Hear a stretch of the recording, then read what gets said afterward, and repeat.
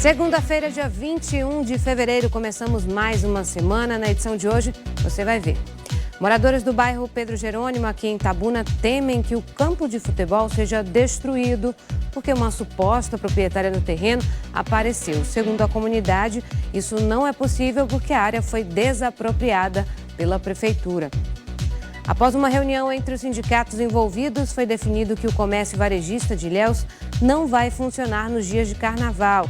A segurança dos comerciários, além do decreto do ponto facultativo dos servidores, foram motivos que levaram à decisão. E empresários do segmento turístico comemoram os números de ocupação hoteleira em Porto Seguro. Mais um feriado se aproxima e os hotéis e pousadas se preparam para receber os visitantes. Estas e outras notícias você confere a partir de agora, aqui no Cabralha no Ar.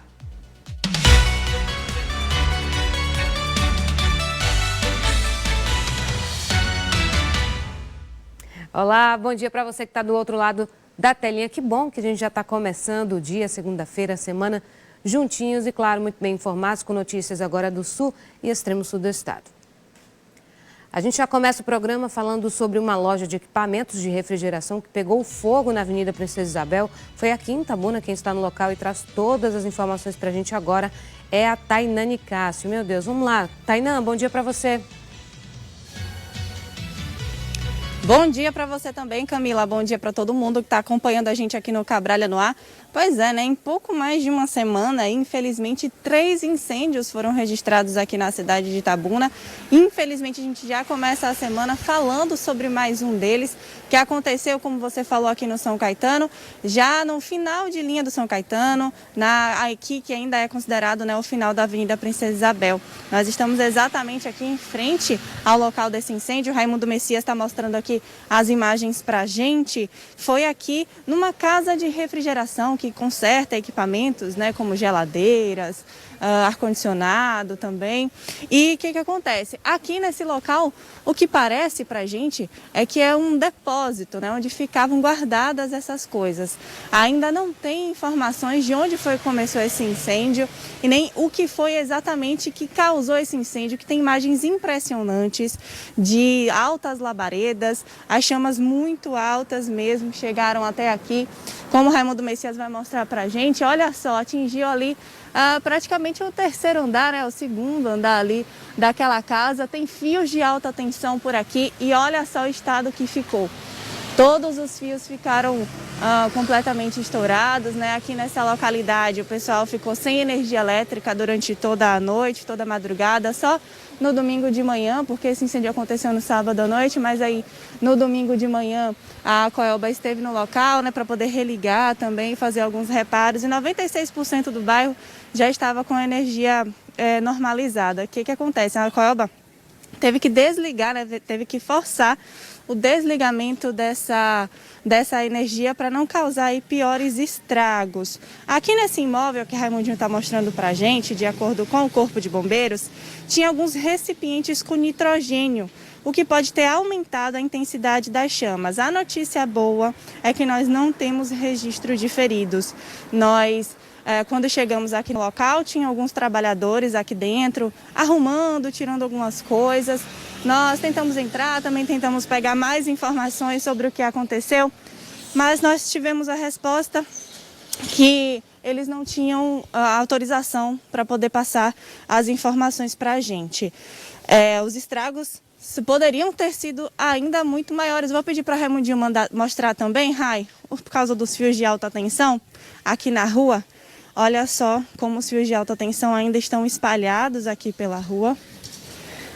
Todos os fios, né, estão por aqui espalhados pela rua justamente por causa desse incêndio que aconteceu. Ainda também não há nenhum detalhe sobre o prejuízo, né, das coisas que foram destruídas na loja, se deu para salvar alguma coisa e também do valor. A empresa, né, informou que o incêndio afetou, a Coelba informou que o incêndio afetou toda a rede elétrica aqui da localidade. Na manhã de domingo, cerca de 96% dos imóveis já estavam com fornecimento de energia elétrica normalizado, mas assim, trazemos a notícia boa, né, de que não teve nenhum ferido, mas infelizmente, né, Camila, mais uma pessoa, mais um trabalhador que tem aí prejuízos por causa de incêndio aqui na cidade de Itabuna, como a gente trouxe também na semana passada, uma loja de móveis que pegou fogo, infelizmente, de reforma de estofado que pegou fogo, e infelizmente eles perderam tudo. Retorno contigo aí do estúdio. Obrigada, Tainá, pelas informações. E de fato chama atenção. É um espaço aí de mais ou menos uma semana, né? Vamos colocar, porque foi desde a última semana, mas considerando a quantidade de dias, realmente 3 incêndios aqui na nossa cidade, cada um com sua proporção, né? A gente teve a situação em que uma garotinha foi perdida, uma de 2 anos de idade, infelizmente. Na segunda situação aqui, Tainá lembrou bem aí que é a questão da loja de estofados, né? De reforma, justamente, que inclusive fez até com que um prédio fosse interditado, né? Foi preciso ter resgate de 4 pessoas que moram inclusive em cima. A gente viu que tem apartamentos em cima da loja de reforma de estofados e até o final da semana a gente viu que estava tudo ainda lacrado, né, Tainá? Agora, desse caso específico, nosso, começar a semana, isso foi muito comentado nas redes sociais, porque as imagens são realmente impressionantes. Aquele boom que dá, né, a imagem forte em relação às chamas, uma mini explosão ali, né, que acontecia. E esses vídeos circularam bastante e claro que imagino que essa situação ainda deve ser bem investigada, né? Hoje o Corpo de Bombeiros faz aquele trabalho de combate às chamas e aí vem a Polícia Civil que faz aquele laudo aí de fato que vai determinar o que aconteceu, né, Tainá?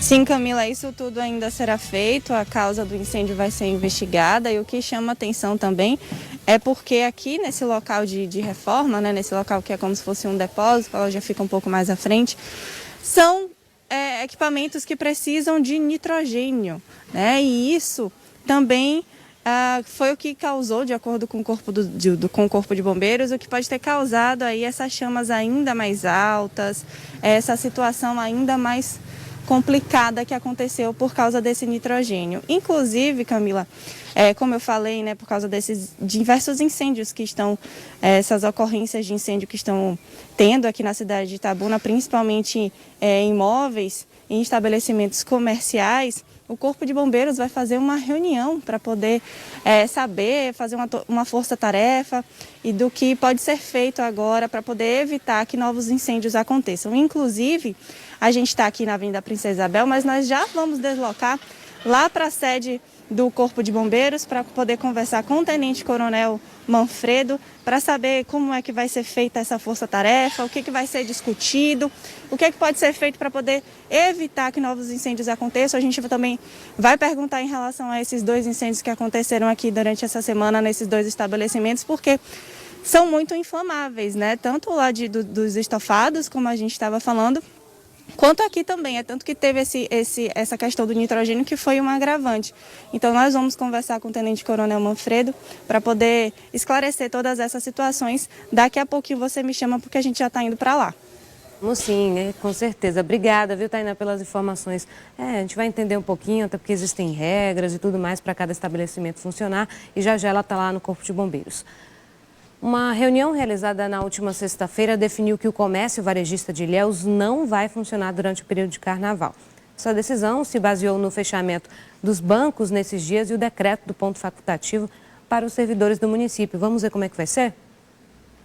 Em Ilhéus, o comércio vai fechar na segunda-feira, dia 28, e na terça-feira de carnaval, dia 1º de março. O não funcionamento das lojas foi definido durante uma reunião na sexta-feira entre o Sindicato dos Comerciários, Câmara de Dirigentes Lojistas e Sindicato do Comércio Varejista de Ilhéus, onde as categorias se reuniram. A decisão vai de encontro ao decreto publicado pelo governador Rui Costa no último dia 15, de que nos dias de carnaval não haverá feriado na Bahia, embora os pontos facultativos, tanto nas prefeituras quanto no comércio, fiquem a critério de cada município. Entre as questões avaliadas para o comércio não abrir estão a segurança, o ponto facultativo para os servidores do município e o fechamento dos bancos. Um fechamento de comércio que a gente não pode pensar só em perdas, né? Nós temos que pensar também no comerciante, nos funcionários e decidir nessa longa negociação a gente fechar esses 2 dias, mas também a gente conseguiu 2 datas posteriores que nós, na negociação, a gente conseguimos abrir o comércio. Quais são as 2 datas posteriores que vão compensar esse fechamento na segunda e na terça? No caso, a gente negociou para o dia 23 de abril, né? E no dia 19 de junho, que antecede, né, a Semana de São João, a gente vai ter uma data especial e a gente vai conseguir movimentar o comércio de Ilhéus. O presidente do Sicomércio disse que o fechamento das lojas foi a melhor medida a ser tomada, mesmo com o comércio em fase de recuperação. Para o comércio de Ilhéus, eu acredito que foi uma boa negociação. Tem um prejuízo para aqueles que gostariam de abrir e não vão ter condições de abrir, mas em compensação vai ter condições de ter no dia 23 de ter funcionar o comércio. O comércio está começando a reagir, mas ainda não chegou no patamar antes da pandemia. Então isso é um caminho longo, porque com essa pandemia ela trouxe umas modificações muito grandes na vida de todo mundo, trouxe hábitos e coisas assim que vão permanecer. O comércio não vai ser igual ao que era antes, então pelo menos a maneira de comerciar não vai ser igual. Então isso, mas no sentido de vendas está começando a reagir, mas ainda está longe daquilo que deveria ser. Para a representante dos comerciários, a definição foi mais uma vitória da classe. Isso é uma vitória de toda a categoria dos comerciários.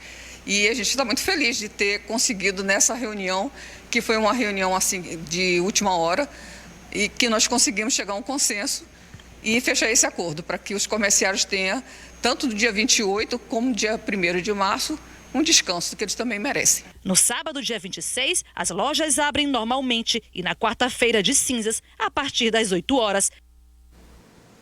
No último fim de ano nós vimos que as atividades foram bem intensas, né? Tem aquela questão do bom senso, a consideração em relação à segurança também. Nós vimos que foi justamente até um dos pontos considerados em relação, fora a questão do ponto facultativo, né? Enfim, é uma avaliação que é feita com muito cuidado, com representantes importantes aí desse ramo, da categoria, para que todo mundo consiga, né, sair no lado positivo aí, né? Claro que já eles estão retornando, também o carnaval está sendo em um contexto bem diferente do que a gente está acostumado, né? Claro, já tem algum tempo que a gente está assim por conta da pandemia também, mas me lembro muito bem, época de carnaval a gente estava sempre aqui falando da expectativa, mostrando a movimentação de compras, preparativos para festividades, seja nas ruas da cidade ou, enfim, né, para viagens e tudo mais. Então, realmente está num contexto diferente. Então, eles já conseguiram equilibrar, pensar em outras datas alternativas também,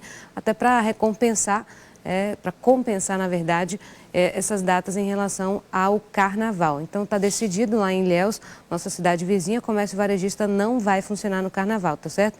Pessoal, também a turma merece um descanso e já eles voltam aí com todo o gás para que as lojas funcionem normalmente, toda a cidade sejam paradas, inclusive turistas também que estão sempre circulando, principalmente agora nesse período em que há o verão, né, há uma maior movimentação de visitantes em toda a região e com o nosso comércio não é diferente, né, seja através das lojas varejistas ou através, né, de próprios pontos também culturais, enfim, tudo isso vai incentivando, né, uma categoria vai incentivando a outra e no fim das contas toda a economia é beneficiada. Mas é uma decisão que foi tomada aí com muita cautela, vimos aí uma reunião importante acontecendo, justamente para definir os detalhes e para que evitasse prejuízos tanto para a população quanto para os próprios comerciantes, funcionários, de uma maneira como um todo, né? Decisão que a gente está acompanhando aí, portanto, já confirmada pela CDL de Ilhéus. 7h47. Chega aqui mais pertinho, a gente vai falar sobre a situação lá dos moradores do bairro Pedro Jerônimo, aqui em Itabuna, que estão preocupados com a possibilidade que o campo de futebol seja destruído. Segundo eles, o local foi desapropriado pela prefeitura e mesmo assim uma mulher diz que é proprietária do terreno e pretende voltar a utilizá-lo.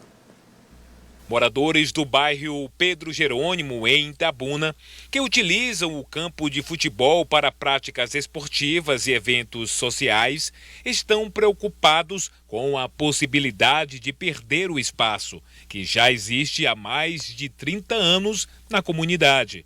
Segundo o presidente do bairro, uma suposta proprietária estaria requerendo a área, sobre a alegação de que o terreno é particular. Quando eu acordei, quando eu passei aqui, a gente parei com o rapaz fazendo a medição ali, já tinha botado já os piquetes.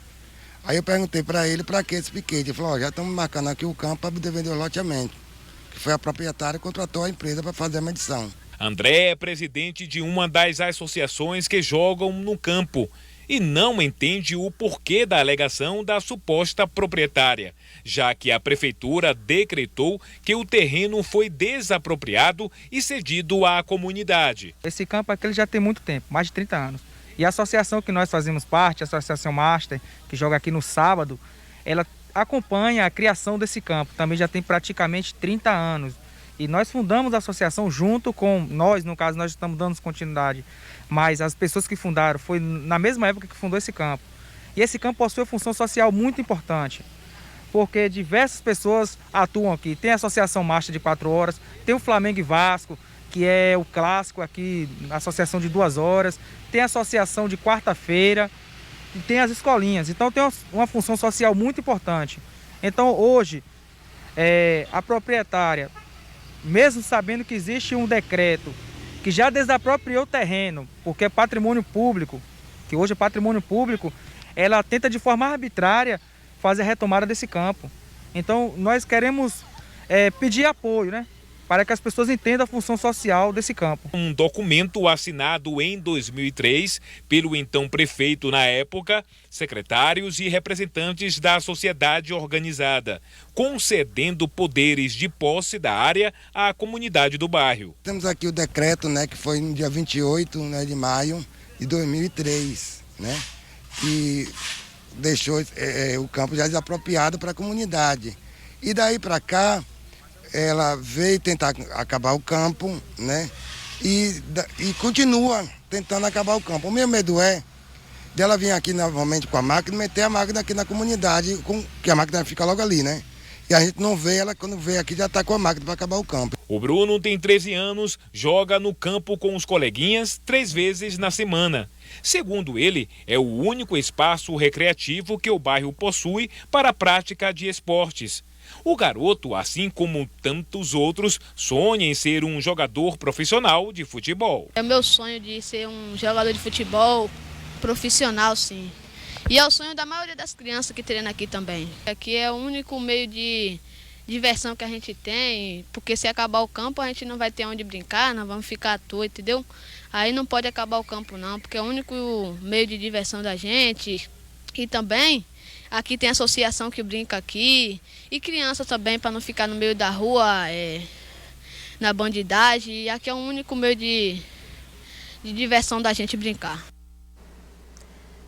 Eu imagino que essa situação em relação a justamente os moradores de diferentes gerações. Nós vimos que a criançada, os adolescentes ali preocupados em relação a justamente perder esse espaço tão importante para o esporte e para a comunidade, né, como um todo. E a associação também comentando, justamente porque acompanha também todo esse desenvolvimento em relação ao campo há bastante tempo. Isso, com certeza, vai ter que ser avaliado com muito cuidado. É uma situação, um assunto delicado, já que essa suposta proprietária teria surgido dizendo que queria reutilizar o terreno. Então, imagino que até o próprio poder público pode tomar iniciativa no sentido de entender na prática ali aqueles detalhes mais técnicos, avaliar, falar assim, ó, como é que está a situação do terreno? Vamos ver aqui, chegar e conversar com representantes da comunidade também. O pessoal que é responsável por essa área, por esse tipo de situação, com certeza vai ter um conhecimento técnico nesse sentido. O que é preciso agora é uma avaliação com cuidado e um diálogo, sobretudo, junto com a comunidade também, né? Quem sabe com representantes, para ir atualizando essas informações, trazer orientações também nesse sentido, até porque a questão do esporte é algo muito importante. A gente fala aqui de saúde, de educação, de esporte, e sabe o quanto essa área aí traz muitos outros benefícios para toda a comunidade, não é? Essa questão do campo aí que está preocupando aí, portanto, os moradores do bairro Pedro Jerônimo estão preocupados, né, de perder ou do campo ser destruído, enfim, o pessoal utiliza na prática e até as escolinhas, né, turma que pratica o futebol aí na região. Imagino que muita gente já jogou bola por aí, né, até quando a gente estava podendo fazer mais campeonatos aqui, enfim, coisas mais regionais. Então, é situação que vai, com certeza, ser avaliada. A gente vai seguir acompanhando, né, para saber novidades sobre esse assunto. O fato é que nós ouvimos os moradores, estão aqui tentando entender o que está acontecendo de fato e buscando alguma solução mais assertiva para não ter o risco, né, de que essa criançada ou toda a comunidade fique sem um espaço que é tão importante, não só para o futebol em si, né, mas a gente fala do esporte como um todo, para toda essa criançada aí que precisa, sim, não é só questão de lazer, né, é questão de cultura, de crescimento e de, com certeza, quem sabe até futuro, né, para esse pessoal aí. Então tem que ficar de olho mesmo, a gente vai seguir acompanhando. Agora, que tal participar com a gente, mandando aquela foto, aquele registro assistindo ao Cabralha no Ar? 739-9927-0563 é o nosso telefone para contato para a hora daquela selfie, hein? Já prepara aí o celular, manda para a gente até o fim do programa, eu mostro tudo. Não esquece de dizer qual é o seu nome e a cidade onde está falando. Além das fotos, também dá para mandar aqueles vídeos para o nosso quadro Direito do Consumidor. Está chegando ao dia, ele vai ao ar todas as quartas-feiras, com o Dr. Geraldo Calazan Júnior aqui no estúdio. O vídeo nem precisa ser longo, é só colocar o celular assim na posição horizontal, ou seja, deitado, e mandar a sua pergunta, né? Qualquer dúvida em relação ao direito do consumidor, alguma situação que você tenha vivido em alguma loja, na hora de alguma compra, manda pra gente. Você pode participar então, ou com a sua selfie, ou com o seu vídeo, tá? Pra gente já colocar aí na próxima quarta-feira no nosso quadro Direito do Consumidor. Enquanto isso, eu vou para um rápido intervalo, mas ainda hoje eu vou receber a gerente do CAPS-AD aqui de Itabuna. Nós vamos falar sobre o acolhimento às pessoas viciadas em drogas e álcool. Não sai daí, eu volto já já.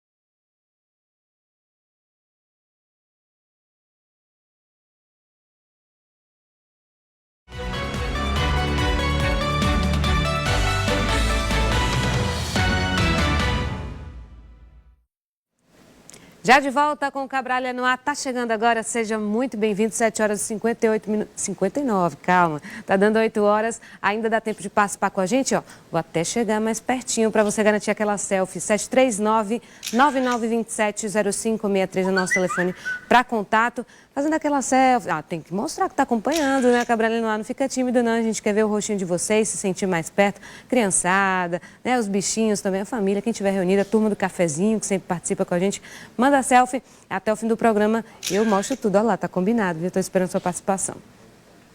A gente volta a falar com a repórter Tainane Castro, que já está ao lado do comandante do Corpo de Bombeiros aqui da cidade para falar sobre a incidência de incêndios em imóveis recentemente, né, Tainã? Inclusive, a gente já pode até fazer um alerta, tem essa possibilidade de uma reunião também para entender a melhor forma de se agir daqui para frente, né? Sim, Camila, como eu falei no link anterior e conversando aqui com o Tenente Coronel Manfredo, ele me confirmou, em uma semana foram 4 ocorrências de incêndio aqui na cidade de Itabuna, o que não é, né, uma coisa normal, por isso vem chamando a atenção da gente também, de toda a população. Desses 4 incêndios, 3 foram em estabelecimentos comerciais e 1 residencial. Tenente Coronel, nós acabamos de vir aqui do final de linha da Princesa Isabel, no São Caetano, né, onde aconteceu também um incêndio que inclusive tinha nitrogênio, não é isso? Eu queria que você falasse um pouco sobre essa ocorrência. Foi uma ocorrência que chamou muita atenção, porque as labaredas, por exemplo, são muito grandes. Toda a fiação elétrica, a fiação de internet estava no chão, né? Inclusive o fornecimento de energia elétrica foi interrompido naquela área. Eu queria que você falasse um pouco para a gente sobre isso. Bom dia a todos. Eu quero primeiro agradecer à imprensa por esse pronto atendimento no que diz respeito à cobertura desses eventos. No que tange à ocorrência na Princesa Isabel, Tainã, nós temos que mencionar, temos que frisar o seguinte: a parte elétrica ela não foi desligada rapidamente. Isso dificulta o atendimento. Então, a concessionária da energia elétrica, ela tem que, no momento que é acionada para um incêndio, não pode ficar 40 minutos sem chegar no local. Então, isso dificultou muito o nosso atendimento. Precisamos que a concessionária esteja rapidamente no local, porque cada minuto, cada segundo que passa é um imóvel que está sendo destruído, uma vida que está sendo perdida. Então, só para explicar para o pessoal de casa, Tenente Coronel, que está assistindo a gente, para vocês começarem a agir, primeiro a energia elétrica precisa ser desligada, né? Ou seja, o Corpo de Bombeiros já estava no local, mas teve que aguardar ainda a companhia chegar sem poder agir, não é isso? Foi isso que aconteceu? Explica para a gente direito, para a gente poder entender. Sem sombra de dúvida, houve, infelizmente, uma demora da concessionária ao chegar no local do sinistro e os militares, os bombeiros militares, não podem adentrar, não podem fazer muitos procedimentos sem a energia elétrica ter sido cortada, até por uma questão de segurança da própria guarnição. Porque não existe você querer fazer um atendimento se a sua própria segurança está falha. Então, essa é a primeira observação a ser feita. No que diz respeito aos incêndios que de uma semana ou de 10 dias para cá se tornaram, digamos, uma certa rotina, nós temos que bater em cima da parte preventiva desses espaços, sejam eles residenciais ou comerciais.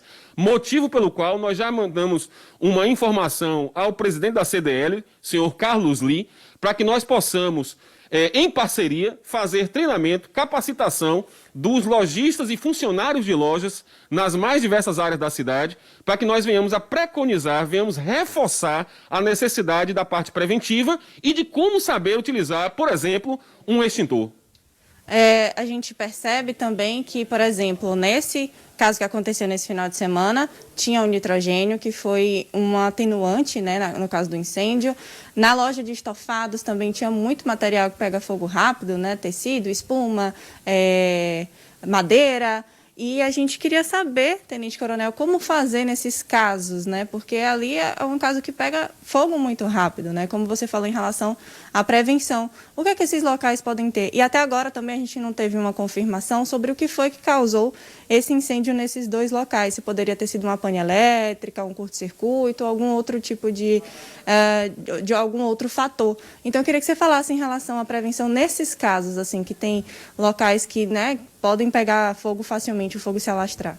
Exatamente. A partir do momento, Tainá e os seus telespectadores, a partir do momento que é apresentado um projeto ao Corpo de Bombeiros acerca de que tipo de material é comercializado, para qual é a finalidade daquele imóvel, é feita uma análise desse projeto e, em cima dito, vai esclarecer o que é que tem que ter ali em caráter preventivo. Extintor, série de emergência, iluminação de emergência, que tipo de extintor, qual a quantidade de extintor. Então, essas informações têm que chegar ao Corpo de Bombeiros para que o Corpo de Bombeiro, através do seu órgão técnico, diga, olha, está certo ou está errado o projeto, tem que ser readequado. E, analisado o projeto, deliberado, e o interessado executa esse projeto, nós fazemos uma vistoria final para saber se está tudo ok. Mas a partir do momento que o empresário, o comerciante, abre um estabelecimento e não passa pelo Corpo de Bombeiros, infelizmente nós não temos como saber como é que estava a parte preventiva ali. Mesmo com todas as nossas equipes, semanalmente, fiscalizando, notificando os espaços. Mas eu quero frisar, o Corpo de Bombeiro Militar de Itabuna é responsável por Itabuna e mais 26 municípios. E nós estamos, dentro dessa perspectiva, buscando atender a demanda dos comerciários, dos empreendimentos imobiliários, no que diz respeito à fiscalização dos seus projetos, né, a análise dos seus projetos e a vistoria final do imóvel. Tenente Coronel Manfredo, você tocou num assunto muitíssimo importante que a gente vai relembrar aqui, que foi em relação a mandar um pedido, né, uma solicitação de reunião com o presidente da CDL, Carlos Lee, para poder saber o que fazer, né, nessa força-tarefa para poder evitar que outros incêndios aconteçam, seja por causa da fiação, que é um local mais antigo, né, para saber como agir nesse tipo de situação. Porque, assim, a gente quer saber o que vai ser feito? Essas pessoas vão passar por um curso de brigadista, alguma coisa desse tipo? Porque, assim, claro que é extremamente importante, já é meio caminho andado, ter o extintor de incêndio que seja adequado, né, que esteja em boas condições de uso, que esteja num local de fácil acesso. Mas, assim, é importante também saber manusear, né, porque não adianta ter aquele extintor de incêndio se tem toda uma equipe por trás que não sabe mexer, e aí vai acabar acontecendo uma coisa muito pior, não é isso? Então eu queria saber o que vai ser discutido, quais pontos serão discutidos nessa reunião. Pronto. Toda essa equipe que a CDL encaminhar para o Corpo de Bombeiros, das mais diversas lojas, nós vamos dar a parte teórica, no que diz respeito à parte preventiva, a parte de combate, e a parte prática. Nós não formaremos a brigada dessas lojas, nós não faremos isso. O que nós faremos é, de forma muito célere, muito rápida, passar os conhecimentos e fazer com que essas pessoas sejam multiplicadores lá nos seus espaços. Então, se tem 50 lojas, nós vamos escalonar para capacitar lojistas e funcionários dessas 50 lojas ao longo desse primeiro semestre, tá? E essas pessoas serão multiplicadores. Porque, a título de exemplo, agora no sábado, estávamos jantando num restaurante aqui na cidade e teve um princípio de incêndio, eu me contive para ver como é que eles reagiriam, e eles não sabiam sequer tirar um lacre de um extintor e pegaram um extintor com suporte. Então não sabiam nada, não sabiam o que fazer com o extintor. Tinham um extintor, mas não sabiam o que fazer. E o que nós queremos, de fato, é mudar essa imagem. Fazer com que as pessoas que frequentam ou que trabalham naquele espaço tenham o conhecimento básico de como romper um lacre, de como direcionar o jato do extintor, de como evacuar a edificação e etc. Exatamente porque quanto mais a parte preventiva estiver funcionando, Tainã, melhor para a sociedade, melhor para o Corpo de Bombeiros. Mais segurança também, né? Tanto para as pessoas que trabalham lá, quanto as pessoas que frequentam também todos esses locais. Agora a gente falou muito sobre estabelecimento comercial, mas também teve um incêndio em residência, né? Inclusive causado por uma vela. Eu queria falar um pouquinho, Tenente Coronel, sobre o que a gente pode fazer da parte preventiva das residências. A parte preventiva é evitar, principalmente, o descuido com mangueira de gás, se está vencida, se está rompida, a situação de crianças brincando com material de fácil inflamabilidade, álcool, fácil acesso para criança, vela. Então, fósforo, essa parte dos cuidados que a dona ou o dono, né, do lar hoje, como as nossas famílias, tenham esse cuidado de ter no armário reservado esse tipo de material para que as crianças não tenham acesso. Porque as crianças, elas querem a coisa lúdica. Então, se ela vê uma chama, ela acha bonito. Só que se pega numa cortina, um abraço para aquele imóvel, infelizmente. Ou até uma vida humana. Né? Recentemente, nós tivemos a perda da vida humana de uma criança, salvo engano, lá no bairro de Fátima. Né? Então, nós temos que evitar a perda da vida humana e também, claro, a destruição do patrimônio público ou privado. Então, essa parte preventiva residencial cabe aos pais, cabe à família ter esse cuidado de não deixar, se vai viajar, não deixe os eletrodomésticos nas tomadas, tire, porque se houver uma sobrecarga, pode haver um princípio de incêndio. Não deixe material inflamável perto de crianças. Verifique a sua mangueira do gás ou a sua tubulação de gás, se ela está no prazo de validade, se ela não está permitindo um vazamento. E isso ajuda o Corpo de Bombeiros e é bom para toda a sociedade.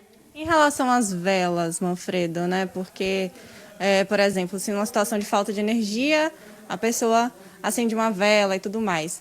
Como é que a gente pode cuidar nesse caso para que não se alastre? Exatamente, porque deve evitar botar a vela em cima da própria madeira de uma mesa ou de um móvel. Pega um pires, pega um prato, um vidro, coloca essa vela em cima desse material, porque não tem como inflamar, não tem como pegar fogo se a vela cair. Tá? Deixar longe de estofados, deixar longe de cortinas e, se for o caso, o melhor é que esteja, claro, transitando por dentro do seu imóvel com a vela, a xícarazinha, o pires, com essa vela. Não permitir que fique em cima de mobiliário, em cima de madeira, em cima de papel, de tecido. Simplesmente a melhor situação é colocar num pires, num prato, porque se ela cair, ela não vai propagar a chama. Tenente Coronel, em relação também ainda aos incêndios nos estabelecimentos comerciais. O estabelecimento comercial da lei da reforma de estofado fica no térreo de um prédio, né, que ele foi comprometido. Então, as pessoas que moram ali ainda não puderam voltar para casa, ainda não sabem, né, quando é que vai ser liberada aquela situação para que elas possam voltar. Queria que você falasse um pouco também em relação a esse tipo de risco, né, que não é só o local ali exatamente que pegou fogo, né, que teve aquele incêndio que foi prejudicado. Tainã, eu gostaria de chamar a atenção para aquela ocorrência especificamente e insistir de que não foi só o combate a incêndio. A guarnição, ao chegar lá, socorreu 4 pessoas que já não estavam sendo permitidas sair pela fumaça e pelas chamas. Então, assim que as 4 vidas foram salvas, aí sim o bombeiro deu maior atenção, fazendo com que o incêndio fosse confinado, controlado e extinto, sem atingir outros imóveis. Porque, às vezes, as pessoas pensam assim, mas o imóvel foi todo destruído. Aquela rua ali, se vocês observarem, imóvel geminado, parede com parede, e o incêndio foi confinado, controlado e extinto num único imóvel. E, ainda assim, as 4 vidas que foram salvas nessa ocorrência pela guarnição. Então, eu não poderia deixar de mencionar isso, tá? Porque, às vezes, a gente foca muito no incêndio, na ocorrência, mas foram 4 vidas que foram salvas. No que diz respeito à liberação do espaço, isso aí só pode ser feito via DPT, o Departamento de Polícia Técnica é quem tem a competência, a atribuição de emitir qualquer laudo a respeito de estrutura de imóvel ou junto com o laudo da Defesa Civil. Até o presente momento, na Bahia, o Corpo Bombeiro Militar, ele não emite esse tipo de informação, bem como nós ainda não emitimos a informação por que começou, onde começou. Enfim, essa situação ainda pertence ao DPT. Quem sabe, dentro em breve, no que diz respeito a incêndio, a perícia seja feita exclusivamente pelo Corpo de Bombeiros. Ainda não é o momento. Manfredo, muito obrigada pelas suas informações. Inclusive, quando nós estivemos lá no local, todos os vizinhos ali que vieram falar com a gente falaram muito sobre a belíssima e a rápida atuação do Corpo de Bombeiros. Então, fica aqui também os nossos parabéns ao trabalho de vocês, tá bom? Camila, eu retorno contigo daí do estúdio.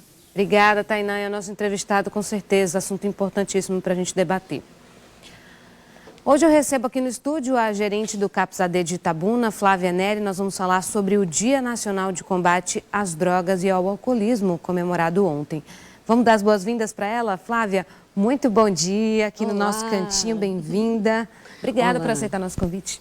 Eu que agradeço o convite e a oportunidade de falar sobre um assunto tão sério, não é verdade? Com certeza. Vamos começar, então, perguntando como é que funciona o trabalho do CAPS aqui na cidade, né? Para a gente entender um pouquinho e já iniciar o tema. Pronto. O CAPS, na verdade, é uma sigla que fala sobre o Centro de Atenção Psicossocial voltado para álcool e drogas. Então, é o CAPS-AD.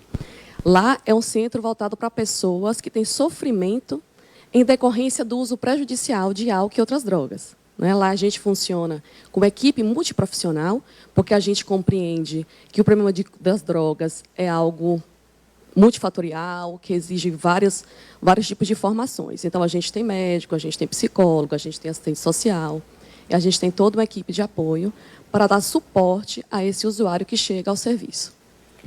Qual que é a importância, né, da família, por exemplo, no momento do tratamento do paciente, em relação a essa problemática específica? Na verdade, a família é sempre muito importante, né, Camila? Assim, porque quando um usuário decide parar com as drogas, buscar um tratamento, a família tem que ser o primeiro, né, a estar junto, a apoiar.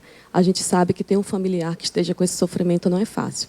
Muitas famílias são muito destruídas, são muito sofridas. A credibilidade vai embora, né? Por conta das histórias de recaídas. Sim. Então, assim, muitas vezes a família perde a confiança, né? Então, mas eu peço que as famílias apoiem, sim, leve, fique presente, agende as consultas e acompanhe nas consultas. Ajudar a ter firmeza, né, o próprio Sim, paciente. Exatamente, esse apoio. E lá também a gente tem um apoio para a família, para que a família consiga lidar com esse usuário em casa, para que ela entenda o que é a dependência química e de que forma esse familiar pode ajudar. Então, assim, a família também é acolhida dentro do serviço. Você chegou a citar agora e já estava com essa curiosidade, como é que a família também é acolhida? Porque a gente fala muito, por exemplo, em casos de violência doméstica, a gente fala sobre a importância disso, trabalho multidisciplinar, assistência à família, filhos, enfim, né, a depender de cada episódio. Imagino que episódios difíceis também aconteçam, né, seja com violência ou não.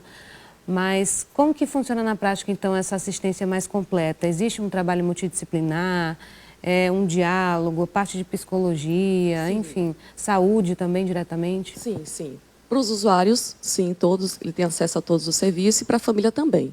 Então, assim, compreendendo que a dependência química é uma doença e quanto mais informação a gente tiver, mais fácil é para ajudar e para cuidar, né? Então, para essa família, a gente tem muito que circula a questão de senso comum, né? E quando a gente traz a dependência química como uma doença, como tem uma ciência, como tem uma equipe, com vários profissionais que possa estar estimulando essa família ao cuidado, né? Então, a gente tem atendimento individual, a gente está montando agora um grupo de familiares, então, tudo para dar esse suporte.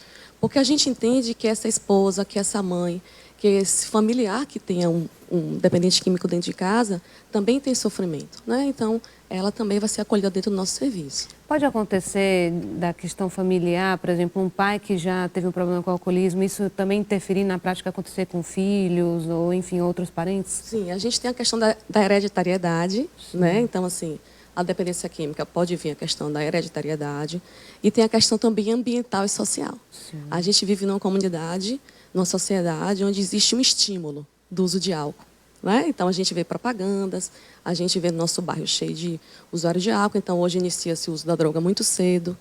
Então, tem a questão da hereditariedade, tem a questão também desse contexto onde esse sujeito está inserido.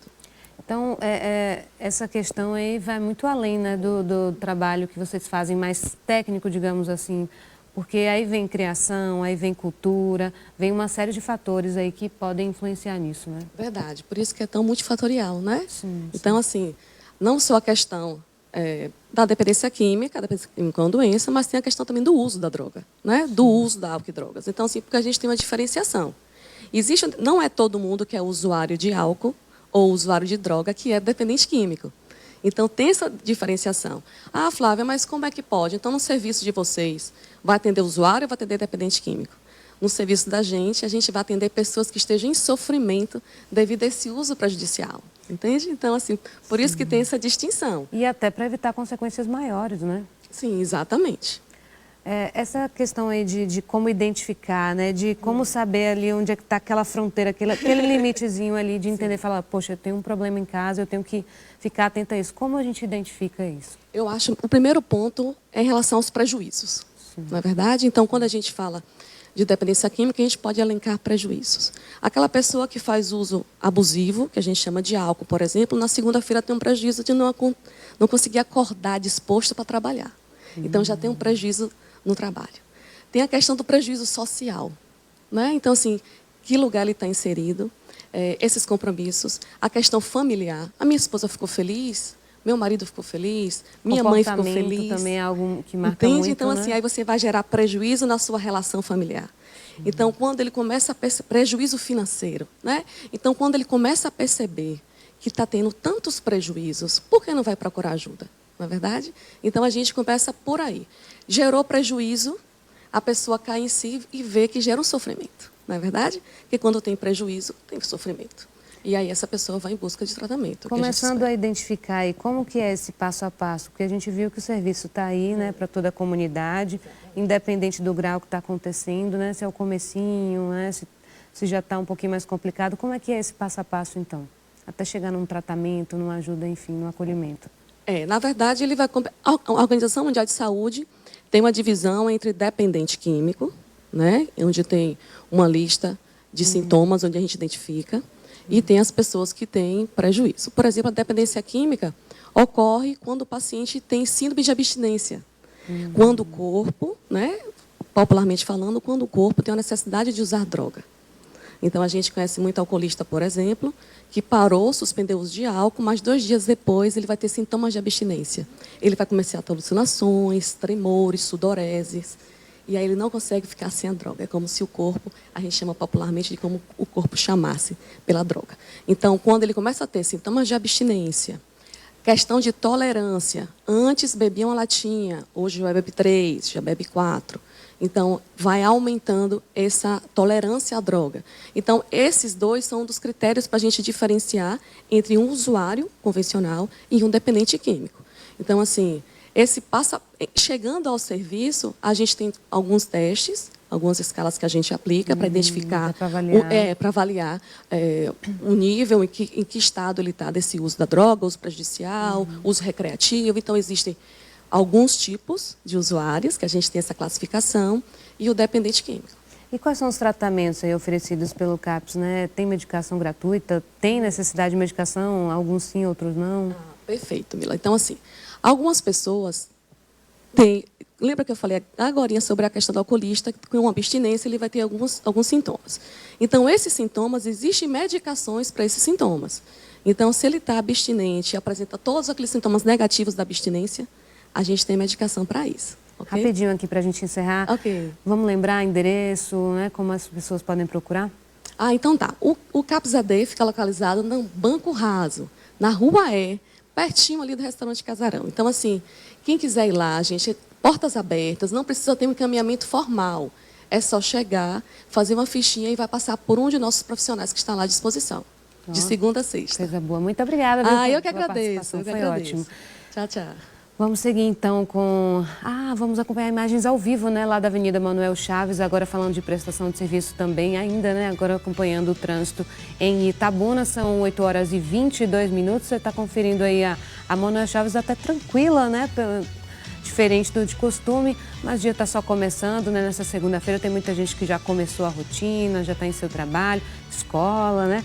Então, a gente vai para um rápido intervalo. Enquanto isso, o tempo parece que está até um pouquinho fechado, né? Tá meio assim ainda, chove não chove, né? Volto já, viu, com mais notícias aqui na tela do Cabralha no Ar. Espera!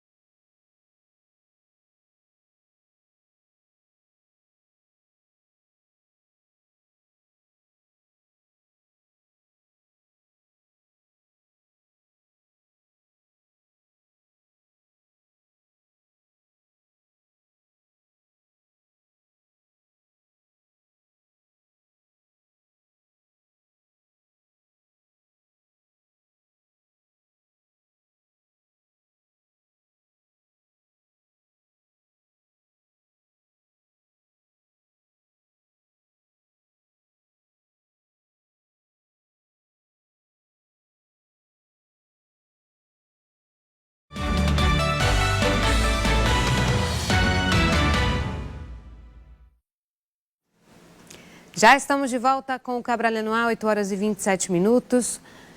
Que Porto Seguro é um dos destinos mais procurados de todo o Brasil, a gente já sabe, né? Os empresários do trade turístico estão comemorando as taxas de ocupação hoteleira, porque mesmo em meio à pandemia, a cidade não deixou de ser visitada. Esse ano ainda não tem festa de rua no Carnaval por causa da pandemia da Covid-19. Mas desde o fim de ano, a procura por destinos turísticos no litoral do extremo sul baiano tem sido positiva. De acordo com o presidente da Associação Brasileira da Indústria de Hotéis da Região, ABIH, somente em janeiro de 2022, a média da taxa de ocupação em Porto Seguro foi de 80% e pode atingir até mais de 90% no período de carnaval. Devido aos cancelamentos dos carnavais de rua e a questão do feriado facultativo em alguns polos emissores de turistas, no primeiro instante houve uma certa desistência nos setores de reservas dos hotéis do extremo sul da Bahia. Porém, houve um mecanismo compensatório neste sentido e estamos tendo uma ótima procura nos últimos dias. Acredito que ao final da semana, no início do carnaval, já estaremos atingindo aí uma média de mais ou menos 90% de ocupação. A hotelaria é a maior geradora de emprego e renda no extremo sul da Bahia e principalmente em Porto Seguro, Cabralha, Arraial, Trancoso e região, chegando a representar 95% dos empregos ativos na nossa região. Para este gerente de hotel, o cuidado com os protocolos de biossegurança tem contribuído para a demanda crescente de turistas que acabam se sentindo mais seguros. Por conta da alta procura, a taxa de ocupação já está bem grande, mas ainda dá tempo de garantir algumas vagas. Estamos sendo surpreendidos com o turista que está se sentindo mais seguro através dos protocolos que a gente vem promovendo no nosso dia a dia dentro do resort. Então isso tem dado uma segurança para ele, para que ele possa fazer uma viagem tranquila, sabendo que ele vai estar se hospedando num local seguro, seguindo todos os procedimentos. Estamos com a demanda muito boa também para esse período de carnaval, mas ainda temos algumas unidades, poucas, mas ainda temos disponibilidade. Outro ponto que tem surpreendido é o turismo regional, já que além das principais cidades do Sudeste, Minas Gerais e Centro-Oeste, que representam uma grande parte dos visitantes na região, municípios do entorno do Extremo Sul também têm procurado bastante os destinos locais. Nesse período, a gente tem tido uma grande procura também de cidades próximas a Porto Seguro, num raio de até 750 quilômetros, onde é possível o turista vir de carro. Novidades como a construção do novo aeroporto em Santa Cruz Cabralha, somadas a todos esses fatores, tornam as expectativas ainda mais positivas. Sinal de visibilidade para a região, maior movimentação do setor turístico e geração de empregos. Isso vai possibilitar que tenhamos um aeroporto de grande porte, que vai facilitar a abertura de novos mercados, inclusive internacionais, com voos internacionais. Considero também importante a localização geográfica que será construído esse aeroporto, porque ficará numa posição estratégica, muito mais próximo da distribuição dos turistas para destinos como Cabralha, Arraial, Trancoso e Caraíva, que são importantes destinos turísticos no extremo sul da Bahia. E hoje o ministro da Infraestrutura, Tarcísio Gomes, vai visitar as obras de revitalização da BR-415, trecho entre Itabuna e Ilhéus. Tainan retorna agora e traz essas informações para a gente. Inclusive, quem está transitando já está percebendo uma diferença, né, Tainan? Sim, Camila, com certeza, mais larga, né, essa obra de revitalização ali da BR-415. Inclusive, como você falou, o ministro da Infraestrutura vai estar aqui para tratar de alguns assuntos dos investimentos, tanto da BR-415 quanto da 030. Hoje à tarde, às 2 horas, ele vai estar na BR-415, que liga Itabuna e Ilhéus. Essa é uma das estradas mais importantes aqui do estado, por onde circulam cerca de 15 mil veículos diariamente e também há intenso transporte de cargas. O governo federal investiu em 13 quilômetros da via. O primeiro segmento concluído vai ser liberado nesta segunda-feira e o objetivo dos trabalhos é oferecer mais segurança, conforto também aos usuários, reduzindo o tempo de viagem. E durante a agenda, será assinada também a ordem de serviço para a pavimentação da BR-030 entre Cocos e Cariranha e lançado também o edital para a contratação das obras de pavimentação de trecho dessa rodovia entre Maraú e o entroncamento com a BR-101 daqui da Bahia também, que corta aqui esse trecho da Bahia. E com certeza a gente já percebe, né, Camila, o fluxo ali nessa parte da rodovia da BR-415 que foi feita essa revitalização. Retorno contigo aí do estúdio. Obrigada, Tainá, pelas informações. Então tem essa expectativa em relação justamente a essa chegada do ministro, que vai avaliar como é que está justamente essa obra. Sabemos que não foi fácil, né? Foi desafiador, a questão até do Sigipari, que comentamos aqui em diversas vezes no nosso programa, mas foi por uma boa causa. Já dá para ver bastante essa diferença, principalmente nesse trecho inicial, que é justamente nesse limite entre Ilhéus e Itabuna, nesse ponto aí que a gente está vendo aí, justamente o engarrafamento por conta do Sigipari. A partir daí em diante a gente já consegue ver a diferença, inclusive nesse fim de semana, enquanto estive lá a caminho de Ilhéus. E agora chegou aquela hora que a gente adora, né, de mostrar você aqui no Cabralha no Ar. Vamos ver os registros?